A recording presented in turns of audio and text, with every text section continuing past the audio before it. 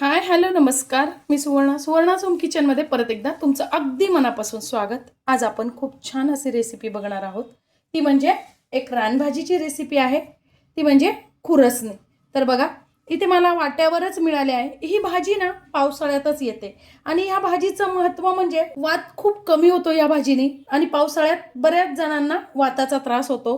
त्यामुळे ही भाजी अगदी जेव्हा येते ना तेव्हा या महिन्यात एकदा दोनदा तरी करून खावी, कमीत कमी. याचं पान थोडंसं जाडसर येतं. थोडंसं भाजी व्हायला 1-2-4 मिनिटं लागतात.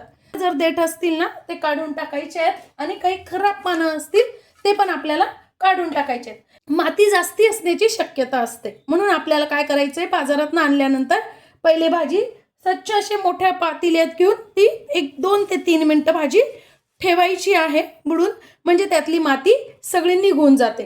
त्यानंतर काय होतं, याच्यात दुसरं गवत पण असण्याची शक्यता असते, त्यामुळे ती भाजी जास्ती निवडून घ्यायची. त्यानंतर आपल्याला घ्यायचे आहे 5 ते 6 हिरव्या मिरच्या. मिरचीचं प्रमाण तुम्ही कमी अधिक तुमच्या चवीनुसार ठरवू शकता. 1 इंच घ्यायचं आहे आलं आणि 2 ते 3 मिथे ह्या मोठ्या आहेत. तुम्ही जर ह्या आता मला म्हणजे सध्या बाजारात नवीनच आलेले आहे हा लसूण, तर मग ते माझी भाजीवाली म्हणे ताई एकदा वापरून बघा. तर मग ठीक आहे म्हटलं, 2 कांडे मी आणलेले आहेत. बघूया कसं आहे ते. मी इथे कुटून घेत आहे. तुम्हाला पाहिजे तर बारीक चिरून पण तुम्ही घालू शकता किंवा मिक्सरमध्ये फिरवून घेतलं तरी चालेल. फक्त आपल्याला हे जाडसर ठेवायचं आहे, खूप बारीक करायचं नाहीये. बघा, छान जाडसर असं आपण हे कुटून घेतलेलं आहे. तोपर्यंत भाजी पण आपली छान कोरडी झालेली आहे. आता आपल्याला ती चिरून घ्यायची. बरेच जण काय करतात ना, भाजी चिरल्यानंतर धुतात, तर तसं अजिबात करायचं नाहीये. नेहमी भाजी धुतल्यानंतर मग चिरायची आहे. चिरल्यानंतर जर तुम्ही धुतली ना तर त्यातल्या भाजीतले सत्व सगळे निघून जातात. आपण जेव्हा असं चिरतो ना तर सगळं हे यातनं रस बाहेर त्या पाण्यात निघून जातो. म्हणून काय करायचंय, नेहमी भाजी धुतल्यानंतर मग चिरायची, चिरल्यानंतर धुवायची नाही. बघा, या पद्धतीने बारीक मी भाजी, खूप बारीकही चिरलेली नाहीये, अशी मी भाजी चिरून घेतलेली आहे. मुख्य त्या भाजीची टेस्ट आपल्याला मिळाली पाहिजे, त्याचे सत्व मिळाले पाहिजे, हे लक्षात घ्यायचं. बरेच जण काय करतात ना, ही भाजी चिरल्यानंतर उकडून घेतात, तर आपल्याला ती भाजी उकडून घ्यायची नाहीये. उकडून घेतल्यानंतर ते पाणी फेकून देतात, कारण ही भाजी आपण कोरडी करणार असतो. मग त्या भाजीतले सत्व सगळे निघून गेलेले असतात. म्हणून काय करायचं, आपल्याला ती उकडून घ्यायची नाहीये. जर ती शिजत नसेल तर काय करायचं ते मी तुम्हाला पुढे सांगते. बघा, अर्धीच पळी मी तेल टाकून घेतलेलं आहे, म्हणजे पोहे खायचे 2 चमचे टाकून घ्यायची. आपल्याला अर्धा चमचा मोहरी, अर्धा चमचा जिरं, थोडासा हिंग आणि बघा अगदी थोडीशी मी हळद घातलेली आहे. बरेच जण हळद घालत नाही, पण मी घातली आहे थोडीशी जंतुनाशक म्हणून. आणि बघा, आपण कुटून ठेवलेलं, आपल्याला लसूण मिरची जास्त वेळ परतायची नाहीये, अगदी अर्धाच मिनिट फक्त आपल्याला कच्चेपणा त्यातला काढून घ्यायचा आहे. तुम्ही ते कांदा खात असाल तर कांदा पण टाकू शकता, पण आणि ही भाजी वात कमी करते म्हणून आपण लसूण पण घातलेला आहे. लसणाने पण वात कमी होतो.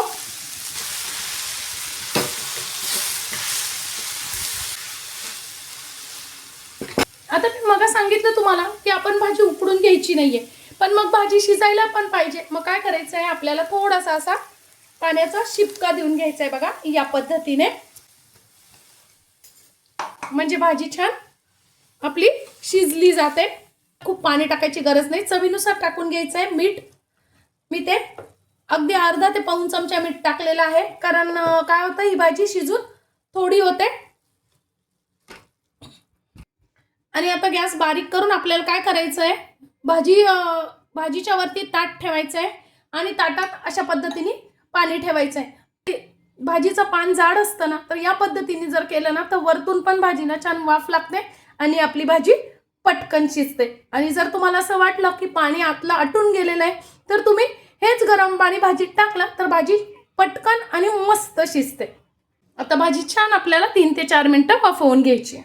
3-4 मिनिटं झालेली आहे. मला काही वरतून पाणी टाकायची गरज लागली नाही, हे पाणी तसंच आहे. पण वा, बघा, भाजीला तिचंच पाणी पण सुटलेलं आहे आणि बघायची आता आपली भाजी झाली की नाही अशी दाबून. तर थोडीशी अजून 1-2 मिनिटाची वाफ येऊ द्यावी लागणार आहे. शेपूच्या भाजीला कसा स्वतःचा एक वास असतो, स्वतःची एक ओळख असते, तसेच या भाजीची पण, खुरसणीच्या भाजीची पण तसंच आहे सेम. आता मी 1 ते 1.5 चमचा दाण्याचं कूट टाकून घेतलेलं आहे. तुम्ही इथे ओलं खोबरंही वापरू शकता, ते पण छान लागते भाजी अगदी. आणि अगदी 2च मिनिटं आता ही भाजी मी वाफवून घेणार आहे. बघा 2 मिनिटं झालेली आहे. वा,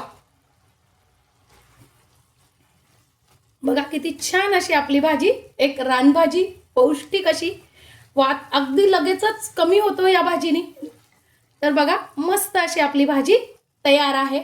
आजची माझी ही रानभाजीची रेसिपी तुम्हाला कशी वाटली कमेंट्समध्ये नक्की सांगा.